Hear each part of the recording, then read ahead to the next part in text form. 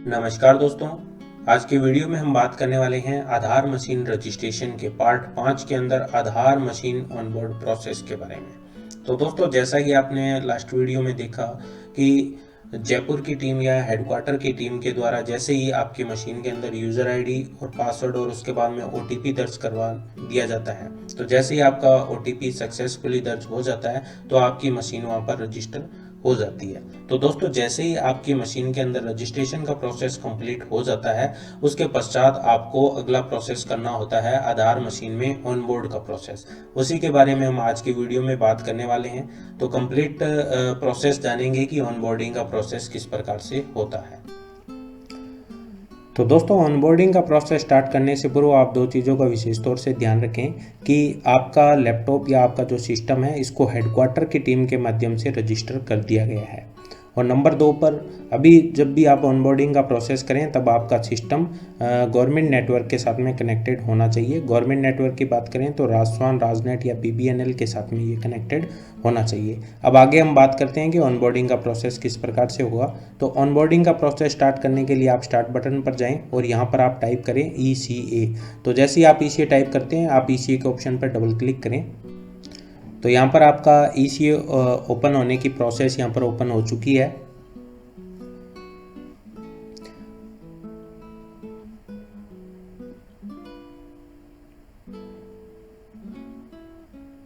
तो जैसे ही आपका ECA ओपन होता है, इस प्रकार का इंटरफेस आपको शो करता है। तो यहाँ पर आप अपनी जो भी आपकी ऑपरेटर आईडी है वो आप यहाँ पर टाइप करें। तो ऑपरेटर आईडी के अकॉर्डिंग ये आपका नेम ऑटोमेटिकली आपको यहाँ पर शो कर देगा और उसके बाद में आपसे ऑपरेटर का आधार नंबर मांगा जा रहा है।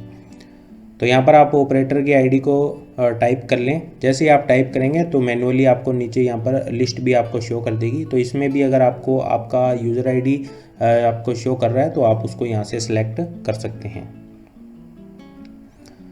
तो जैसे ही आप अपना ऑपरेटर आईडी सेलेक्ट करते हैं, आपको ऑपरेटर का नेम ऑटोमेटिकली आपको शो करेगा और उसके बाद में आप जो भी ऑपरेटर है वो अपना UID या जो आधार नंबर है वो यहाँ पर आप इंसर्ट करवा दें।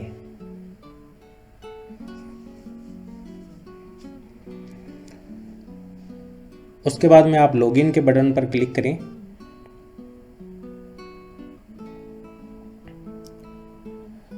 तो जैसे ही आप लॉगिन के बटन पर क्लिक करते हैं, आपको इस प्रकार का इंटरफेस आपको शो करता है। जैसे ही हेडक्वार्टर की टीम के माध्यम से आपकी मशीन को रजिस्टर कर दिया जाता है, तो जैसे ही आपका रजिस्ट्रेशन कंप्लीट होता है तो आपको यहाँ पर नीचे नीचे ये जो बटन आपको शो कर रहा है स्टार्ट डी रजिस्ट्रेशन, ये बटन आपका यहाँ पर इनेबल हो जाता है। और रजिस्ट्रेशन से पूर्व ये आपका जो स्टार्ट डी रजिस्ट्रेशन का बटन है ये आपका डिसेबल रहता है, लेकिन रजिस्ट्रेशन कंप्लीट होने के बाद में ये आपका इनेबल हो जाता है। तो यहाँ पर विशेष तौर से ध्यान रखने वाली चीज़ ये है कि आप इस बटन के ऊपर क्लिक ना कर दें, क्योंकि जैसे ही आप इस बटन पर क्लिक करेंगे डायरेक्टली आपकी मशीन वापस से डी रजिस्टर्ड हो जाएगी। तो इस चीज़ का एक विशेष तौर से आप ध्यान रखें कि इस बटन पर आप क्लिक ना करें। अब आगे हम बात करते हैं कि मशीन को ऑनबोर्डिंग किस प्रकार से करना है। तो ऑनबोर्डिंग करने के लिए आपको सेकंड ऑप्शन लोकल एनरोलमेंट के ऑप्शन पर आप क्लिक करें। जैसे ही आप लोकल एनरोलमेंट के ऑप्शन पर क्लिक करते हैं, आप देखेंगे कि अभी जो लेटेस्ट यूज़र क्रेडेंशियल है इसमें जितने भी ऑपरेटर्स के नाम हैं उनकी कंप्लीट लिस्ट आपको यहाँ पर शो करती है।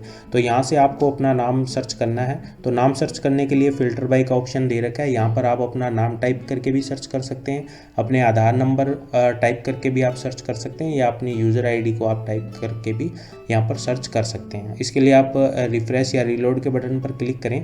जैसा कि हमने यहाँ पर नाम से सर्च किया तो यहाँ पर 2 नाम हमें शो कर रहे हैं। तो यहाँ से आप अपना नाम देख लें कि कौन सा आपका नाम है, और नाम के अकॉर्डिंग आप अपना UID का आधार नंबर और अपना यूज़र ID नाम इन डिटेल को आप यहाँ से क्रॉस चेक कर लें। उसके बाद में आप अपने नाम को यहाँ से सिलेक्ट कर लें। तो जैसे ही आप अपने नाम को सिलेक्ट करते हैं, आप देखेंगे कि आपके नाम के सामने आपको ऑप्शन शो कर रहा है स्टेटस। स्टेटस के अंदर अगर आप देखेंगे तो यहाँ पर आपको नॉट एनरोल का ऑप्शन आपको शो कर रहा है।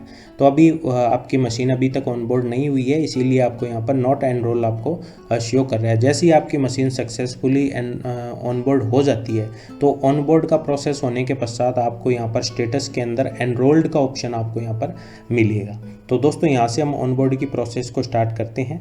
तो इसके लिए आपको नाम, आप यहाँ पर जब भी आप नाम सेलेक्ट करें तो आप विशेष तौर से ध्यान रखें कि आपका ही नाम यहाँ पर आप सेलेक्ट करने जा रहे हैं। तो तो यहाँ से आप अपना नाम, आधार नंबर और यूज़र आईडी को क्रॉस चेक करके नाम को सिलेक्ट कर लें। और नाम को सिलेक्ट करने के पश्चात आप यहाँ पर स्टार्ट एनरोलमेंट का जो ऑप्शन मिल रहा है इसके ऊपर आप क्लिक करें। जैसे ही आप यहाँ पर क्लिक कर लेते हैं, आपको सबसे पहले एक विंडो ओपन होगी। ये आपकी विंडो रहेगी बायोमेट्रिक एक्सेप्शन की। इस विंडो के ऊपर आपका ज़्यादा काम नहीं रहेगा, क्योंकि ये विंडो उनके लिए है जिन ऑपरेटर्स की मान लीजिए कि कोई उंगली कटी हुई है या कोई भी जो आइरिस वगैरह है वो प्रॉपरली काम नहीं करती है, मतलब जो एक तरह से हैंडीकैप्ड के अंदर आते हैं। तो अगर इस प्रकार का कोई ऑपरेटर है तो वो यहाँ से अपना उस बायोमेट्रिक को यहाँ से वो छोड़ सकता है या एज ए एक्सेप्शन ले सकता है। बाकी आप इस विंडो पर ज़्यादा आप ध्यान ना दें। तो दोस्तों इसके लिए आपको कॉर्नर के अंदर ऑप्शन शो कर रहा है कैप्चर आइरिस। तो आप कैप्चर आइरिस के बटन पर क्लिक करें। जैसे ही आप कैप्चर आइरिस के बटन पर क्लिक करते हैं, आपके सामने जो आइरिस कैप्चर करने की विंडो है वो आपके सामने ओपन हो जाती है। साथ ही दोस्तों यहाँ पर आप ध्यान रखें, जब भी आप ऑनबोर्डिंग का प्रोसेस करने जा रहे हैं उससे पूर्व ही आप आधार की जो एडिशनल डिवाइसेज है, जैसे कि आइरिस स्कैनर डिवाइस है या फिंगरप्रिंट डिवाइस है, उसको आप अटैच कर लें। और जैसे ही आपने यहाँ पर अटैच किया, अब हम यहाँ पर आइरिस को स्कैन करेंगे। आइरिस को स्कैन करने के लिए आप यहाँ पर जो भी आपको कॉर्नर में बटन भी दे रखा है, बाकी आप यहाँ पर खाली स्पेस में क्लिक करते हैं तो आपकी जो डिवाइस है आइरिस कैप्चर डिवाइस वो स्टार्ट हो जाती है। उसके अंदर आपको अपनी आइरिस को स्कैन करवाना है। तो दोस्तों जैसे ही आपकी आइरिस स्कैन होती है तो यहाँ पर आप विशेष तौर से एक ध्यान रखें कि यहाँ पर नीचे आपको स्कोर आपको शो कर रहा है। तो ध्यान रखें, आप जो भी आइरिस या फिंगरप्रिंट्स को अगर आप स्कैन करवा रहे हैं तो कोशिश करें कि वो 70% से अबोव ही स्कैन हो। अगर कम आपका स्कैन हो रहा है तो आप इसको रीस्कैन कर सकते हैं। रीस्कैन के लिए आप पुनः कॉर्नर पर आपको ये जो बटन दे रखा है इसके ऊपर आप क्लिक करके पुनः इसको स्कैन कर सकते हैं। तो यहाँ पर हमारी आइरिस प्रॉपरली स्कैन हो चुकी है। और इसके बाद में हम पुनः आते हैं, यहाँ पर कॉर्नर में आपको बटन दे रखा है कैप्चर बायोमेट्रिक। तो आप इस बटन के ऊपर क्लिक करें और यहाँ से आप अपनी जो बायोमेट्रिक्स है उसको आप यहाँ से स्कैन करेंगे। तो इसके लिए आपको पहले लेफ़्ट हैंड की चारों उंगलियों को स्कैन करना है, फिर राइट हैंड की चारों उंगलियों को स्कैन करना है और उसके बाद में दोनों जो थंब है उन्हें आपको यहाँ पर स्कैन करना है। तो इसके लिए आप क्लिक करें, क्लिक टू स्टार्ट कैप्चर। जैसे ही आप यहाँ पर क्लिक करेंगे तो आपकी जो फिंगरप्रिंट डिवाइस है वो एक्टिवेट हो जाती है और यहाँ पर आपको लेफ़्ट हैंड के जो 4 फिंगर्स हैं उन्हें आपको स्कैन करवाना है।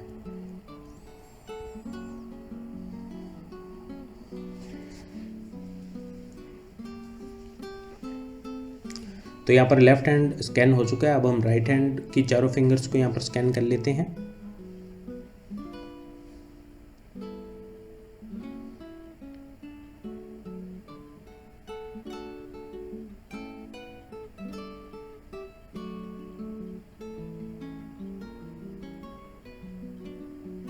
इसके बाद में दोनों थंब जो हैं इन्हें भी हम यहाँ पर स्कैन कर लेते हैं।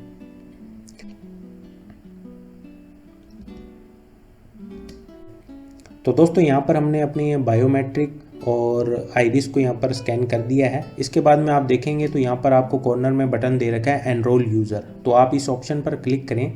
जैसे ही आप इस ऑप्शन पर क्लिक करते हैं यहाँ पर एक प्रोसेस स्टार्ट हो जाता है, आपको शो कर रहा है ऑनबोर्डिंग स्टार्टेड प्लीज़ वेट।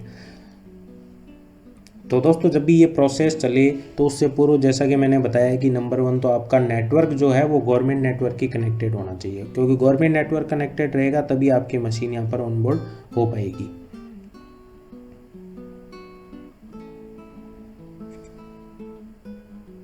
साथ ही दोस्तों एक चीज़ का और आप यहाँ पर विशेष तौर से ध्यान रखें कि जब भी आपकी आधार मशीन हेडक्वार्टर के माध्यम से रजिस्टर की गई है तो जिस दिन भी आपकी मशीन को रजिस्टर किया गया है उससे 3 या 4 दिन के बाद ही आपकी मशीन ऑनबोर्डिंग होगी। तो ऑनबोर्डिंग के लिए दोस्तों ज़रूरी है कि आप जब आपकी मशीन रजिस्टर हुई है उसके दूसरे या तीसरे दिन के बाद में आपको ये पर डे आपको चेक करना होगा कि आपकी मशीन ऑनबोर्ड हो रही है अथवा नहीं हो रही है।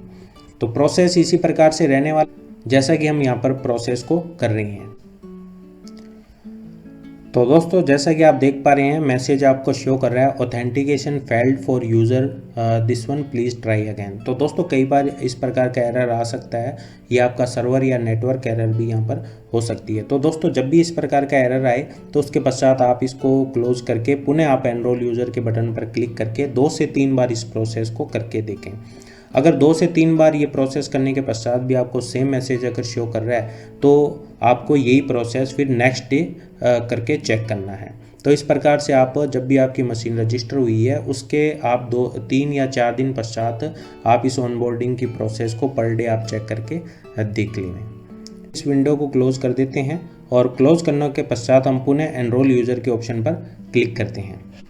तो दोस्तों पुनः प्रोसेस यहाँ पर स्टार्ट हो चुकी है।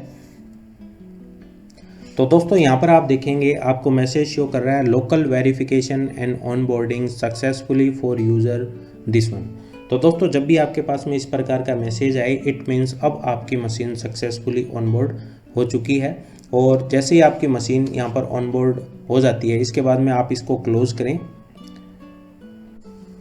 तो दोस्तों यहाँ पर आप ओके के बटन पर क्लिक करें।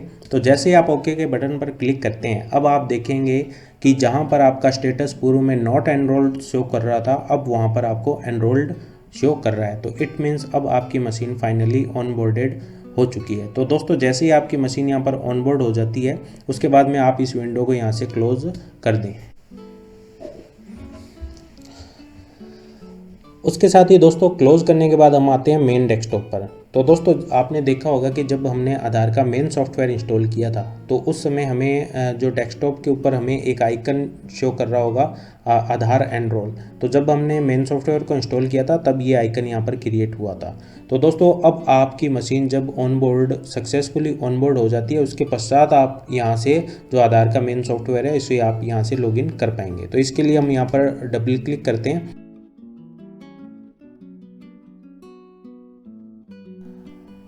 तो दोस्तों फर्स्ट टाइम के लिए जब भी आप इस सॉफ्टवेयर को ओपन करेंगे तो उस समय ये कुछ टाइम ले सकता है।